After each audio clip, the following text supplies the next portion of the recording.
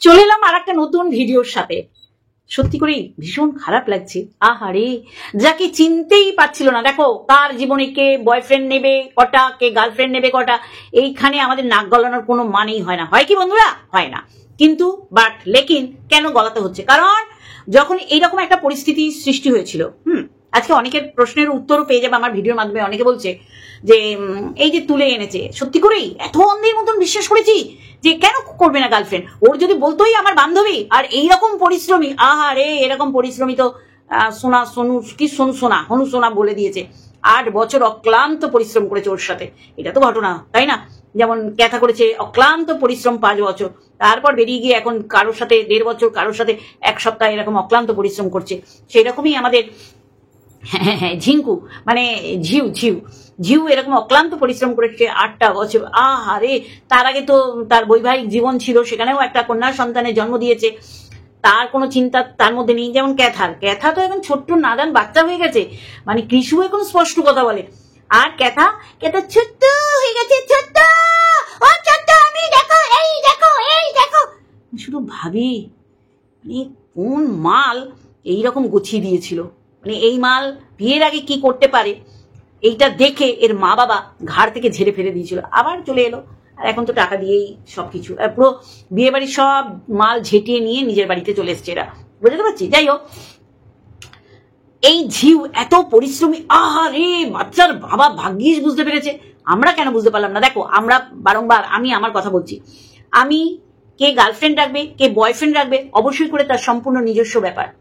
সে একটা প্রাপ্তবয়স্ক ছেলে, সে কাকে রাখবে না রাখবে আমাদের কোনো এখানে চিন্তার কারণ নেই, কপালে ভাঁজ পড়ার মতন কোনো রকম সিচুয়েশন নেই।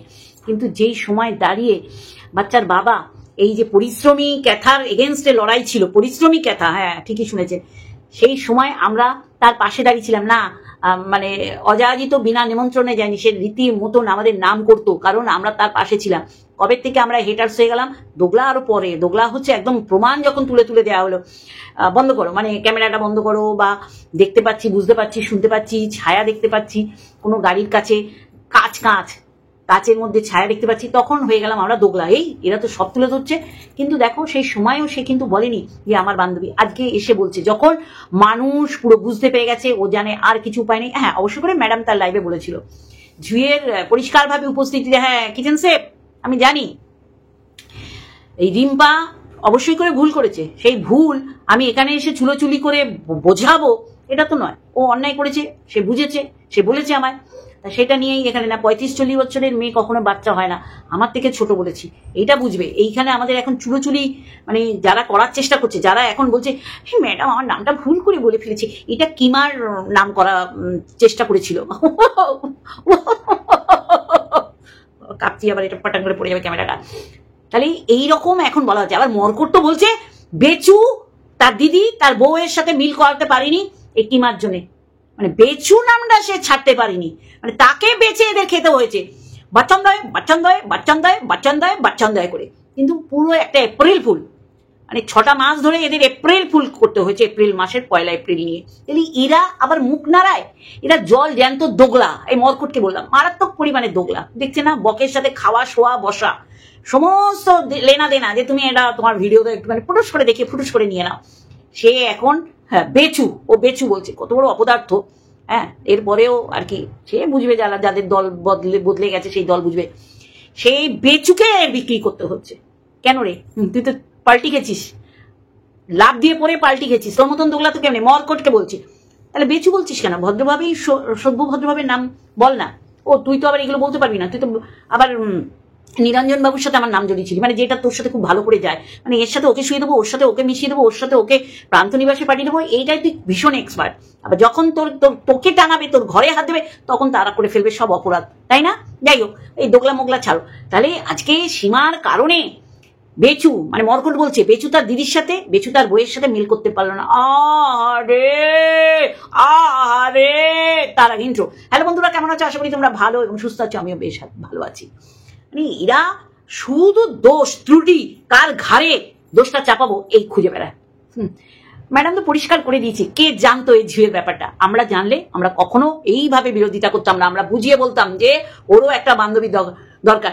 ক্যাথার যখন এত বন্ধুর দরকার, তাহলে বাচ্চার বাবারও বান্ধবীর দরকার, কিন্তু বাচ্চার বাবা তখন চিনতে পারিনি। কেন চিনতে পারিনি? কারণ এর মধ্যে ঘোটালা ছিল, এর মধ্যে অনেক রকম ছিল। তখন সে বুঝছিল যে 8 বছর ধরে অমানসিক কায়িক পরিশ্রম করেছে, তাই এত স্ট্রাগল করেছে, এত পরিশ্রম করেছে যে একমাত্র আমি পরিশ্রমী, যে আমার চোখে এই পরিশ্রমী মহিলাটা ধরা পড়েছে। হাসবো না কাঁদবো বুঝে পাচ্ছি না, তাই জন্য একটু clap clap clap clap clap clap করলাম। সত্যি করেই মানে কি বলবে আর কি করবে ভেবেই পাচ্ছে না। আমি বাচ্চার বাবার কথা বলছি। আজকে বাচ্চার বাবা মানে বোঝাচ্ছে মানুষকে, মানে আমরা তো সব সিলেখা পাবলিক, আমাদের বোঝাচ্ছে যে ও পরিশ্রমী, ওর সাথে আমার বন্ধুত্ব এখনো আছে। দেখো, এটা আজকের দিনে এসে স্বীকার করছে। একটা সময় মানে ওর কিছু ভিউয়ার্স, হ্যাঁ, যারা এখন বুঝতে পেরেছে, এখন আর আমার ধারে কাছে আসবে না, তারা বলছে ওর জীবনে পিউ বলে কেউ নেই, প্রমাণ করতেই পারবে না। না না না, আজকে বলছে ও বাবা বান্ধবী তো থাকতেই পারে। হ্যাঁ, এটা আমাদের ডে ওয়ানে যদি বলতো আমরা আরো চিৎকার করে বোঝাতাম। এইখান থেকে বেরিয়ে গিয়ে 5 বছর কায়িক পরিশ্রম করে, অমানসিক পরিশ্রম করে, পরিশ্রমী ক্যাথা কি করেছে, গিয়েই ফোকলাকে বিয়ে করে তার সাথে ঘর করেছে, রাত কাটিয়েছে, সংসার করেছে, তাই না? তাহলে সে যদি করতে পারে, তাহলে বাচ্চার বাবাও তো করতে পারতো, কিন্তু বাচ্চার বাবা চিনতে পারেনি। বাচ্চার বাবা বলেছে না এরকম কেউ নেই, এইরকম কাউকে তো চিনতে পারছি না। তারপরে আমরা দেখেছি যে পাশ দিয়ে গলার আওয়াজ, মাম্মাম মাম্মাম মাম্মাম মাম্মাম। সীমাকে কিভাবে ডাউন করবে, কিন্তু নিজেরা যে কোথায় গর্তের মধ্যে ঢুকে যাচ্ছে, এই গর্তের থেকে বার করার জন্য 2 ফোঁটা 4 ফোঁটা কার্বলিক অ্যাসিড দিতে হবে। মানে এদের মুখ নেই, লজ্জায় কোথায় লুকোবে, কিন্তু না, লুকোতে তো হবে না। তাই আজকে এসে বলছে ম্যাডাম ভুল করে আমার নাম বলে ফেলেছে, মনে হয় বলতে চেয়েছিল সীমার নাম। সত্যি করে হাস্যস্কর করে তুলছে নিজেদের। আর এই যে পরে এত অন্ধ সাপোর্টার ছিলাম আমরা পরেই শুনতে পাচ্ছি ভিডিও ক্লিপ তুলে তুলে দিচ্ছে এক একজন, এত মিনিটে, অত মিনিটে গিয়ে দেখো, তত মিনিটে ওই ভিডিওটা গিয়ে দেখো। এখানে এই পরিশ্রমী মেয়েটার মানে বিচরণ ক্ষেত্র। সত্যি করে আমি শুধু অবাক হয়ে যাই, মানে কিভাবে ঢাকবে, মানে নিজেরা উদলা হয়ে যাচ্ছে এই ঢাকতে গিয়ে পরিশ্রমী মেয়েটাকে। তাহলে এই পরিশ্রমী মেয়েটার আগেই যদি ইন্ট্রোডিউস করে দিত, কারো ক্ষমতা ছিল না এইভাবে নোংরা ট্যাগ লাগানো। আমরা দেখেছি যে সেখানে পরে বুঝতে পারলাম যে একিরে বাবা, আমরা এত অন্ধ সাপোর্টার ছিলাম, এইভাবে চোখ বন্ধ করে একে বিশ্বাস করেছি। হ্যাঁ, থাকতেই পারে তার বান্ধবী, এখানে কোনো অসুবিধা নেই, কিন্তু সেটাই বন্ধুদের কাছে, মানে ভালোবাসার মানুষদের কাছে ভুল বোঝালে এখন এসে তুমি স্বীকার করছো। আর এটা পরবর্তীকালে আরো দেখবেন, এইটা ম্যাডাম তো বুঝিয়ে দিয়েছে যে ঝিউয়ের নামটা যে সবাই সন্দেহ করেছে, এটা সত্যি ঝিউ বলে কেউ একজন আছে, যেটা এখন বাচ্চার বাবাও স্বীকার করলো যে হ্যাঁ আমার বান্ধবী। এরপরে এই পরিশ্রমী মেয়ে এই যে বললো এর গুণগান, এর চরিত্র নিয়ে তো বললো না, এও ভালো জানে, কিন্তু পরিশ্রম 8 বছর পরিশ্রম করেছে, তার আগে বিয়ের জীবনও পরিশ্রম করেছে। এই পরিশ্রমী মেয়েটা কোন সময় মৃত্যুবাড়ির বউ হবে, এই জন্য আগের থেকে এত সুন্দর একটা কার্পেট বিছিয়ে রাখলো, মানে নরম কার্পেট, সেখানে হাঁটলে আপনার ওরে বাবা কি নরম, ও বাবা পায়ে কি আরাম, এটা আপনারা বলতে পারবেন। এই কারণে আজকে এই কাঁদুনিটা গেয়ে রাখলো। আমার অবাক লাগে সত্যি করে না। আর এরা বলেছিল ঝিউ নামের কারো মানে এই নামে কোনো মহিলার উপস্থিতি নেই মিত্র পরিবারে, আর আজকে দেখুন দুধ কা দুধ পানি কা পানি হয়ে গেছে।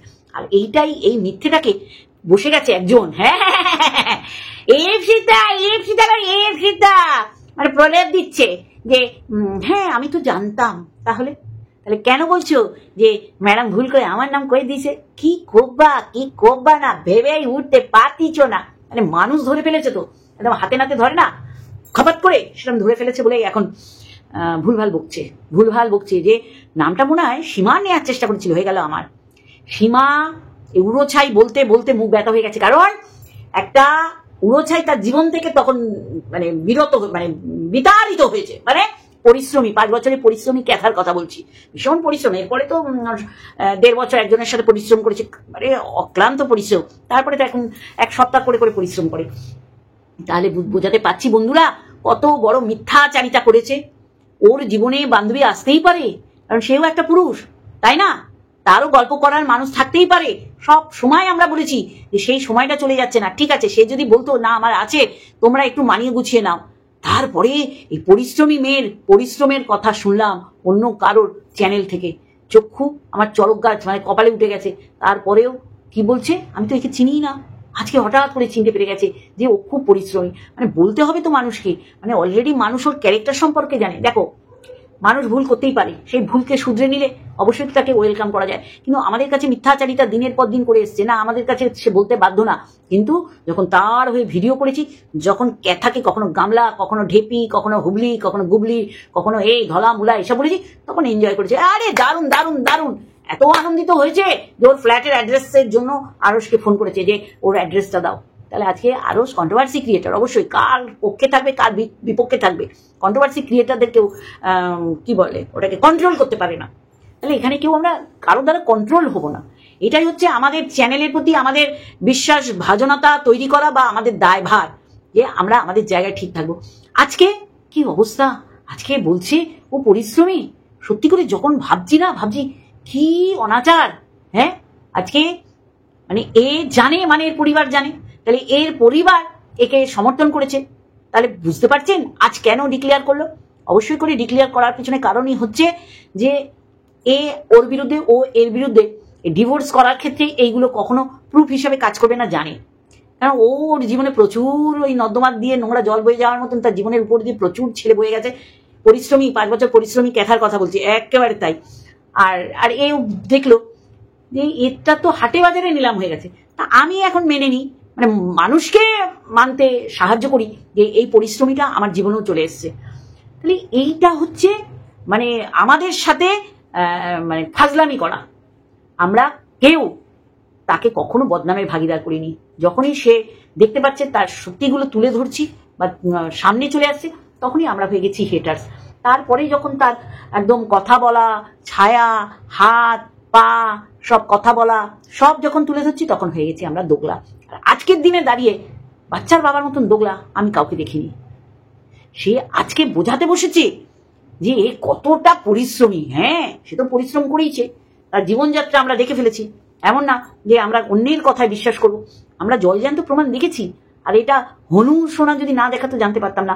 আর যেই মুহূর্তে আমরা ক্যাথাকে সাপোর্ট করা ছেড়ে দিয়েছি ক্যাথার নষ্টামির জন্য, আর সেই ক্যাথাকে টপকে চলে গেছে এই পরিশ্রমী 8 বছরের পরিশ্রম করা বাচ্চার বাবার বান্ধবী, তাকে কি করে সাপোর্ট করব? আমরা ভেবেছি এর জীবন নষ্ট করে দেবে। ও বাবা, ও শুধু চেনে না, ও প্রমোটও করছে। আজকের দিনে দাঁড়িয়ে ও খুব পরিশ্রমী, আমরা পরিশ্রম দেখতে পাই, প্রচুর পরিশ্রম করেও আমরা দেখতে পাই। যাই হোক, আমার এখানে এটাই বলার ছিল যে সত্যি করেই আমাদের কপালে কি সি লেখা আছে? ভালো করে দেখুন তো, ক্যামেরার সামনে যাচ্ছি, আছে কি? তাহলে এরা আমাদের কেন ভাবে আমরা সি? এই ধারণাটা খুব ভুল ধারণা। একটা সময় নাম করে করে এই কন্ট্রোভার্সি ক্রিয়েটাররা আমার পাশে আছে, আমাকে বোঝে, আমার জন্য তারা জান প্রাণ লড়িয়ে দেয়। আর আজকের দিনে দাঁড়িয়ে তারা হয়ে গেছে এর কাছে হেটার্স আর দোগলা। তাহলে আজকের দিনে দাঁড়িয়ে দোগলাটা কে বলুন তো? আমরা যদি জানতাম তাহলে আমরা সেইভাবেই বলতাম যে ঠিক আছে। আমরা এটাও বলেছিলাম থাকুক, কিন্তু এত তাড়াতাড়ি তোমার কনসেন্ট্রেশন বাচ্চা। আজকে বাচ্চা, পরিবার, মা বাবা ছাড়া আর কিচ্ছু না। এইটাও একটা ভাওতাবাজি গল্প, এইটাও একটা ভাওতা। এটা হচ্ছে ওয়েদারটা তৈরি করে রাখলো, যখন তখন এই পরিশ্রমী মেয়েটাকে ওই পরিশ্রম ফ্যামিলিতে দেখতে পাবে। সবাই তো পরিশ্রম করে, তাই না? এরকম পরিশ্রমী মেয়েটা আগামী দিনে এইরকম মানে অমানসিক পরিশ্রম করে এরকম একটা ফ্যামিলিতে আপনারা দেখতে পাবেন। সেই কাঁদুনিটা গেয়ে রাখলো, অসুবিধা কিছু নেই। কিন্তু এইটাকে নিয়ে কত দিন ধরে নোংরামি হয়েছে, রাজনীতি হয়েছে, চিন্তা করতে পারছেন?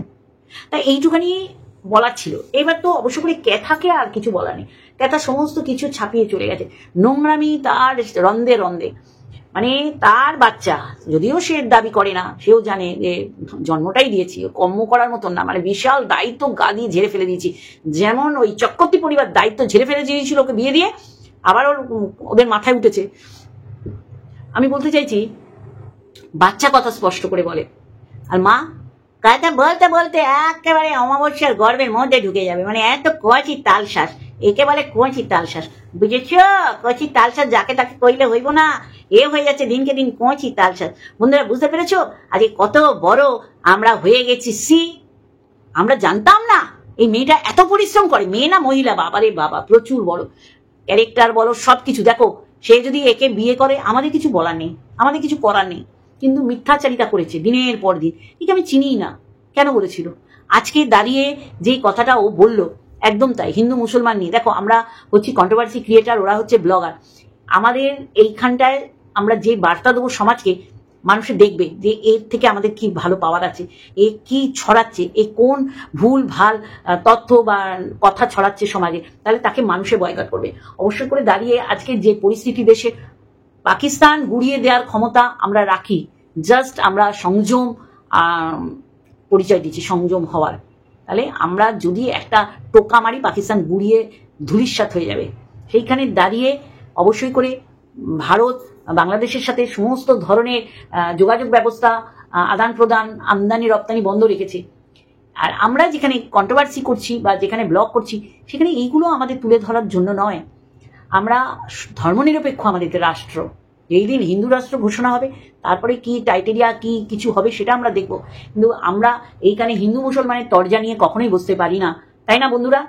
এইখানে দাঁড়িয়ে আমি দেখেছি বাচ্চার বাবাকে কোনোদিন ধর্ম নিয়ে কিছু মানে কিছু বলতে না। হ্যাঁ, পাকিস্তান নিয়ে বলেছে, আমি দেখেছি, কিন্তু সেটা তার এখতিয়ারের মধ্যে। পাকিস্তান আমাদের ক্ষতি করার চেষ্টা করছে, নিরীহ পর্যটকদের মেরেছে যাদের কোনো দোষ ছিল না। সেখানে দাঁড়িয়ে আমরা কখনোই আনদেখা করতে পারবো না পাকিস্তানের মতন অসভ্য একজনকে। তাই আমাদের কথা হচ্ছে সেটা নিয়ে বলো, কিন্তু আমাদের যে চ্যানেল, সেখানে কখনোই আমরা এই বার্তা বা এই মানে কি বলবো, এটাকে ভুল বার্তা আমরা দিতে পারি না সমাজকে। সেখানে দাঁড়িয়ে আমি কোনোদিন দেখিনি বাচ্চার বাবা বলেছে। অবশ্যই করে আমি বলছি না, যারা ওর ফটো লাগিয়ে এই মুহূর্তে যারা এই হিন্দু মুসলমান নিয়ে ওই দেশদ্রোহীদের তুমি জায়গা দাওনি এসব বলছে, তারা তার ভালোবাসার মানুষরা বলছে। এখানে আমাদের কোনো কিছু বলার নেই। আমরা এখন তো হেটার্স, আবার দোগলা।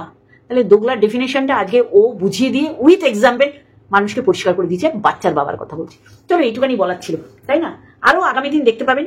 এটা বলার পিছনে নিশ্চয়ই কারণ আছে, সেই কারণটাও আপনারা দেখবেন অনেক কিছু দেখতে পাবেন। না, কেউ বান্ধবী রাখুক, কেউ বন্ধু রাখুক, সেখানে আমাদের কোনো প্রবলেম নেই। সে ডে ওয়ান থেকে থাকলেও আমাদের কোনো প্রবলেম ছিল না, কিন্তু মানুষকে ভুল বুঝিয়েছে, মানুষকে ভুল বার্তা দিয়েছে যে আমি ওকে চিনি না। তা এখন চিনতে পারছি কি করে? সে পরিশ্রমী বলে। তাহলে 8 বছর ধরে পরিশ্রম করেছে, আর ওদিকে 5 বছর ধরে ক্যাথাও পরিশ্রম করেছে।